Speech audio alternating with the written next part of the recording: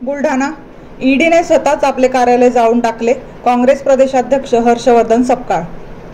ईडीने आपले स्वतःचेच कार्यालय जाळून घेतले, अशा कडक शब्दात काँग्रेस प्रदेशाध्यक्ष हर्षवर्धन सपकाळ यांनी मुंबईचे ईडी कार्यालयाला आग लागली यावर आपली प्रतिक्रिया व्यक्त केली. 10 वर्षात विरोधकांना जेरीस आणण्याकरता, विरोधकांना जेलमध्ये टाकण्यासाठी, विरोधकांना त्रास देण्यासाठी, त्यांना पक्षांतर करण्यास बाध्य करण्यासाठी या कार्यालयाचा उपयोग झाला आहे. आता त्यांच्या विरोधात कुठलेही पुरावे नाहीत. हा कांगावा करण्यासाठी ईडीने आपले कार्यालय जाळून टाकले, अशी टीका काँग्रेस प्रदेशाध्यक्ष हर्षवर्धन सपकाळ यांनी केली आहे. सब गोलमाल है भाई, सब गोलमाल है. सीधे रस्ते की ये टेढ़ी चाल है, सब गोलमाल है, अशा म्हणण्याचा आज प्रसंग शेवटी आलाच. आणि ईडीने आपले कार्यालय, स्वतःचेच कार्यालय जाळून घेतले.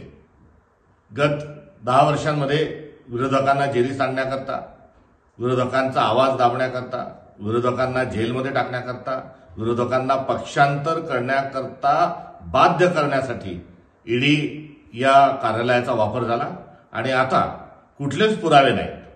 हा कंगावा करण्याकरता आग लावून आता हे मोकळे झालेले आहेत. राजकीय कारस्थान कसं असतं याचा हा एक अत्यंत